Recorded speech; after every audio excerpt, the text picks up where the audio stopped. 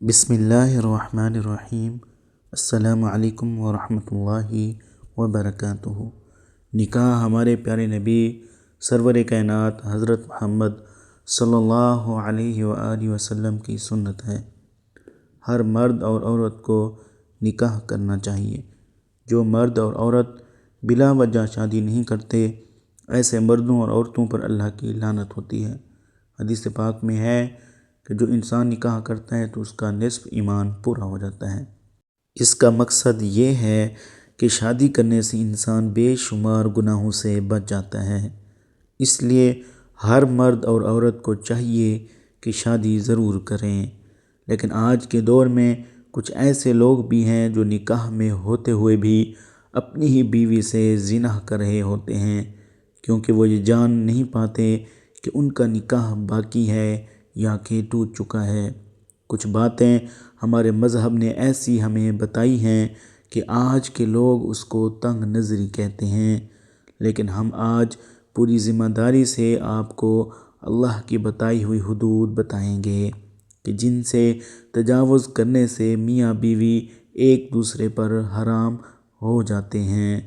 آج کی ویڈیو میں ہم 7 ایسے اعمال کا ذکر کرنے والے ہیں کہ جن کے کرنے سے مرد و عورت کا نکاح بغیر طلاق کے ہی ٹوٹ جاتا ہے۔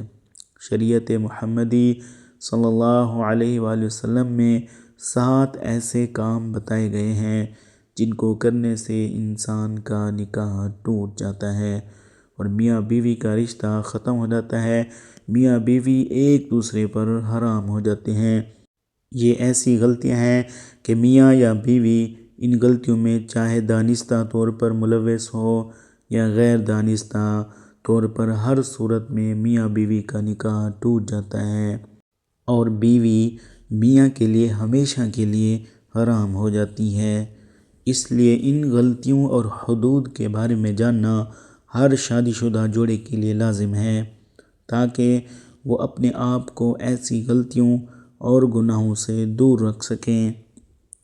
ناظرین گرامی، سب سے پہلا تو یہ ہے کہ اگر میاں یا بیوی دونوں یا دونوں میں سے کسی وجہ سے کسی ایک کی موت ہو جاتی ہے تو نکاح ٹوٹ جاتا ہے۔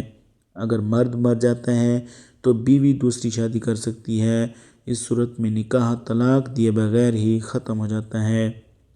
نمبر 2، اگر شوہر یا بیوی دونوں میں سے ایک بھی دائرہ اسلام سے باہر ہو جائیں تو نکاح ٹوٹ جاتا ہے۔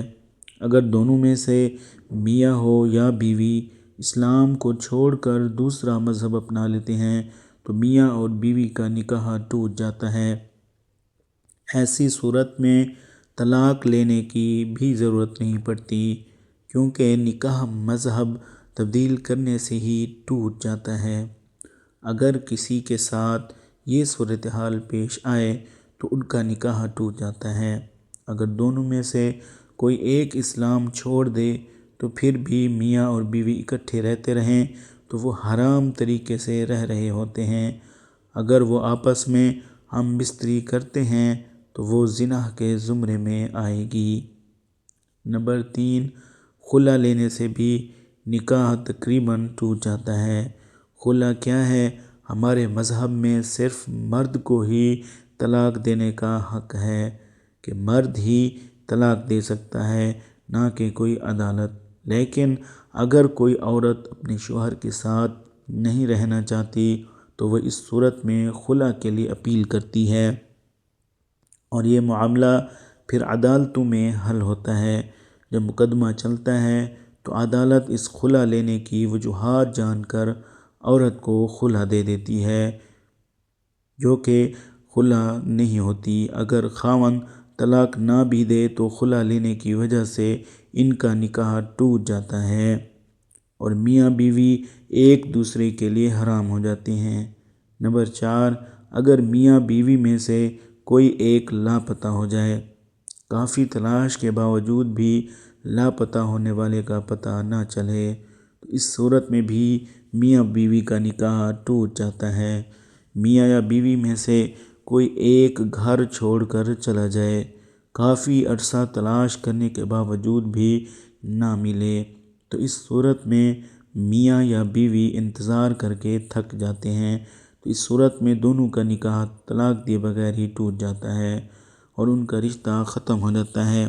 ایسی صورت میں وہ کسی دوسری جگہ نکاح کر سکتے ہیں۔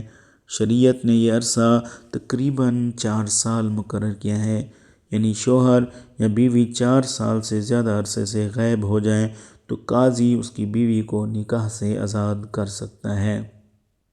نمبر 5، اگر کوئی مرد کسی عورت کے ساتھ شادی کر لیتا ہے لیکن بعد میں دونوں کو پتہ چلتا ہے کہ ہم دونوں نے ایک ہی ماں کا دودھ پیا ہے، ایک ہی عورت کا دودھ پیا ہے، پہلے ان دونوں کو نہیں پتہ تھا کہ ہم دونوں ایک دوسرے کے رضاعی بہن بھائی ہیں، بعد میں ان کو پتہ چلا تو اسی وقت ان کا نکاح ٹوٹ جاتا ہے۔ ہمارے دین اسلام میں جس طرح سگے بہن بھائیوں کا نکاح جائز نہیں، اس طرح رضاعی بہن بھائیوں کا نکاح کرنا بھی جائز نہیں۔ ایسی صورتحال میں ان دونوں کا نکاح طلاق دیے بغیر ہی ٹوٹ جاتا ہے، یہ دونوں ایک دوسرے پر حرام ہو جاتے ہیں۔